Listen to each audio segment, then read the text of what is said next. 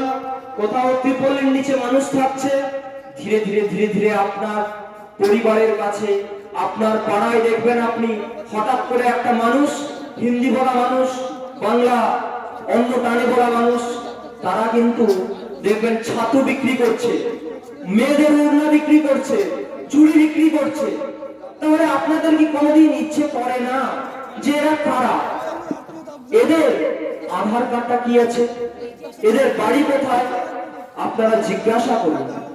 কারণ এই রকম করে কিন্তু রোহিঙ্গা বাংলাদেশিরা আমাদের ভারতবর্ষে অনুপ্রবেশ করে নিজেদের জীবনকে বাঁচিয়ে রেখেছে এবং এরা নিজেদের বংশ বিস্তার করছে। আর এইভাবে কিন্তু ভারতবর্ষের সংস্কৃতিকে নষ্ট করছে।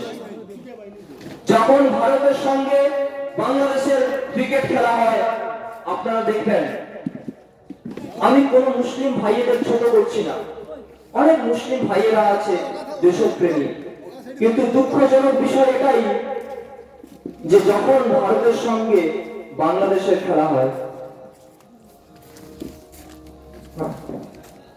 বাংলাদেশের সঙ্গে যখন ভারতের খেলা হয়, আপনাদের দেখে লজ্জা লাগবে যে উপরে পাকিস্তানের বাংলাদেশের পতাকা তোলা থাকে।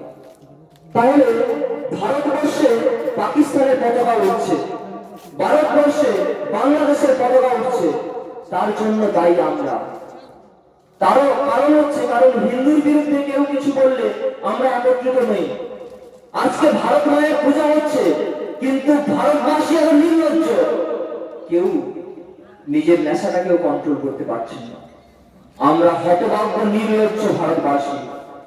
এই ভারতবর্ষ কি সেই ভারতবর্ষ যেখানে স্বামীজি জন্ম হয়েছিলেন আর যার প্রেরণায় নেতাজি সুভাষচন্দ্র বোস নিজেকে তিলে তিলে প্রস্তুত করেছিলেন?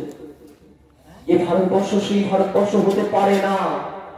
আর যদি এই ভারতবর্ষকে আপনারা টিকিয়ে রাখতে চান, তাহলে কিন্তু আজকে তাসের আড্ডায়, চায়ের চুবুকে, সিগারেটের টানে নিজেকে ধ্বংস না করে আপনারা দোকান থেকে বেরিয়ে আসুন। আসুন, আপনাদের কেউ কিছু করতে পারবে না। কারণ আজকে আমরা একত্রিত হয়েছি। আমরা ছোটবেলায় ঈশ্বর উপনিষদের গল্প পড়েছি, যদি আমরা একটা লাঠিকে ভাঙার চেষ্টা করি তা কিন্তু সহজেই ভেঙে যায়। যদি আমরা একত্রিতভাবে 10 লাঠিকে ভাঙার চেষ্টা করি তাহলে কিন্তু ভাঙা সম্ভব না। আমাদের সভার বিপরীতে মা চণ্ডীর মণ্ডপ আছে। মা চণ্ডীর মণ্ডপে আমি আমার শতকোটি প্রণাম নিবেদন করি। আসলে এখনো পর্যন্ত আমার মায়েরা আসেননি, তারা ভাবছেন আজকে একটুখানি অন্য কিছু কাজকর্ম করি। আপনাদের চরণে আমার শতকোটি প্রণাম। আপনারা আসুন, আপনারা একত্রিত হন, কারণ আপনারা জানেন আমাদের উপর কিভাবে অত্যাচার চলছে। ভারতীয় জনতা পার্টির একটা আদর্শ আছে, তার পদ্ধতিগতভাবে সবার কার্যক্রম শুরু করার জন্য আমরা এই মুহূর্তে সভার কার্য বিবরণী শুরু করব এবং এই সভার বিশেষ সঞ্চালক উত্তম বাবু, তার হাতে আমি আমার মাইক তুলে দিচ্ছি।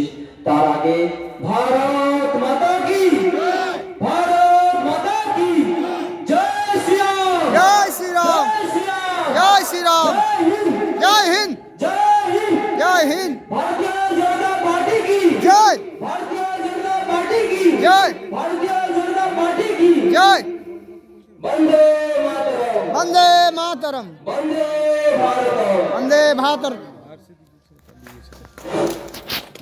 ধন্যবাদ জানাই ইউটিউব থেকে ফোন আসছিল সম্মানিত আমাদের প্রভুকে।